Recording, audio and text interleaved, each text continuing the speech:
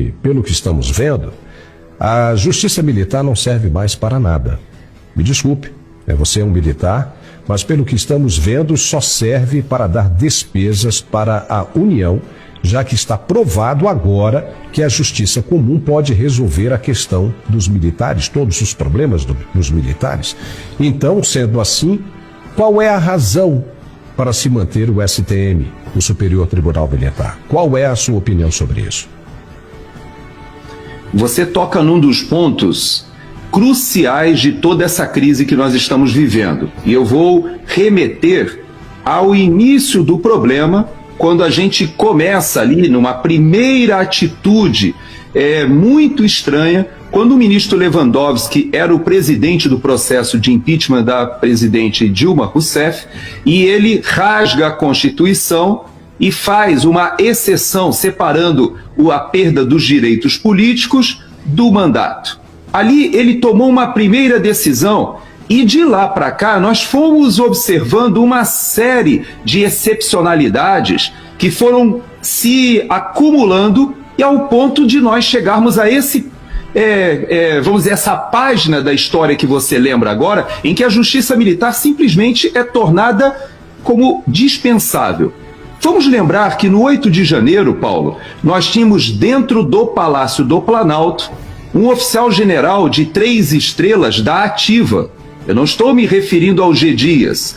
O G. Dias, na hierarquia militar, se ele estava presente com outro general de divisão, já que ambos eram generais de divisão, e ele na reserva e um outro militar da Ativa, para efeito da justiça militar, o maior presente em hierarquia seria o general Penteado.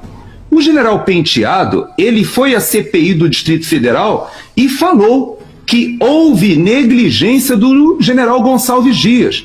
E aí eu lhe pergunto, Paulo, houve um inquérito policial militar do que aconteceu dentro do Palácio do Planalto?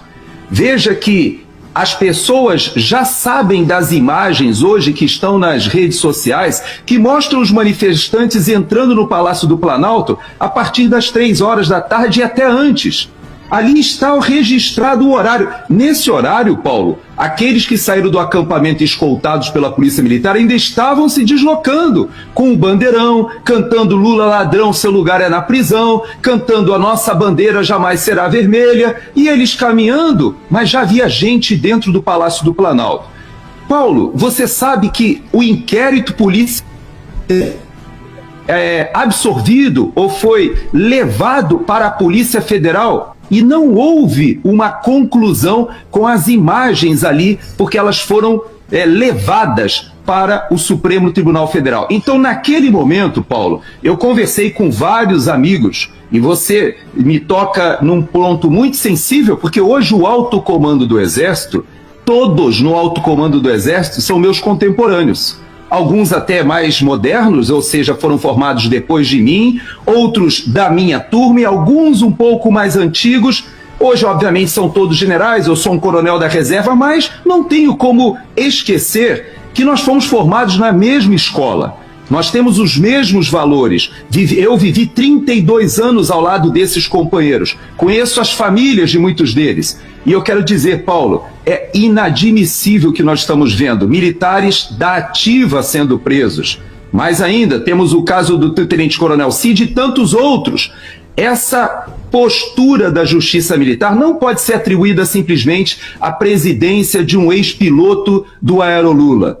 Não pode ser atribuída simplesmente ao fato de que hoje o presidente do Tribunal Superior Militar é alguém ligado a esse grupo lá atrás e que volta ao poder. Como o vice-presidente da República costuma dizer, ou dizia, né, na época da campanha, antes dessa última, se Lula voltasse ao poder, nós teríamos a reedição de um grupo que nós já conhecemos das suas atividades criminosas, voltando ao local do crime. Então, Paulo, é muito difícil a situação dos militares hoje no Brasil, porque convivem com essa estrutura que eu poderia até dizer mafiosa, que todos conhecemos.